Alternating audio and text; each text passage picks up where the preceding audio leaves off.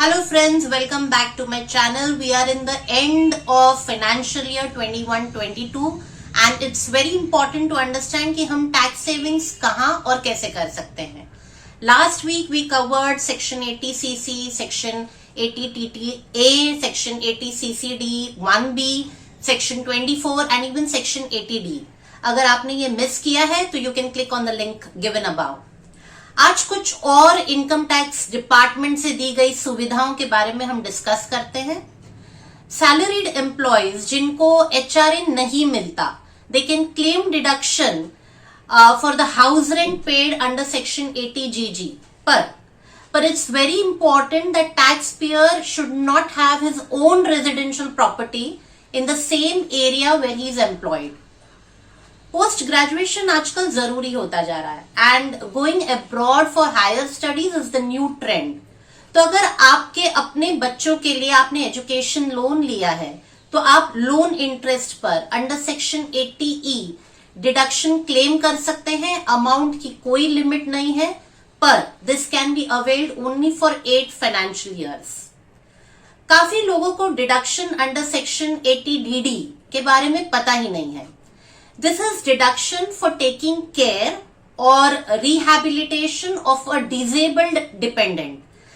ये dependent can be your spouse, it can be your child, आपके parents or even your unmarried sibling. आप उनके nursing या training या मेडिकल ट्रीटमेंट पर खर्चा कर रहे होंगे एंड डिपेंडिंग की डिसेबिलिटी कितनी सिवियर है, आप 75,000 से 1.25 लाख रुपए तक का डिडक्शन क्लेम कर सकते हैं. Disability can be blindness, locomotive disability, hearing disability, autism, cerebral palsy और some mental illness.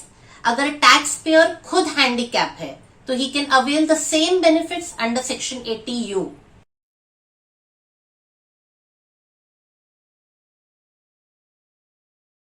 Section 80DD is about handicap dependent. इसके अलावा वी हैव सेक्शन 80DDB जिसके तहत आप अपने डिपेंडेंट स्पाउस, बच्चे, डिपेंडेंट पेरेंट्स या डिपेंडेंट सिबलिंग्स के इलाज के खर्चे पर भी डिडक्शन क्लेम कर सकते हैं.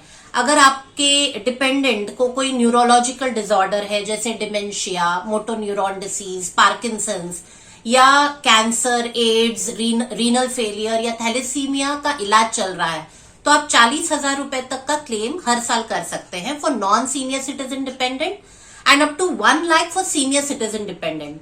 प्लीज अंडरस्टैंड कि आप एक साथ सेक्शन 80DD और सेक्शन 80DDB क्लेम नहीं कर सकते. ऑल्सो आपको अगर ये ट्रीटमेंट का खर्चा आपकी हेल्थ इंश्योरेंस पॉलिसी से मिल गया है तब भी आप अंडर सेक्शन 80DD ये क्लेम नहीं कर सकते.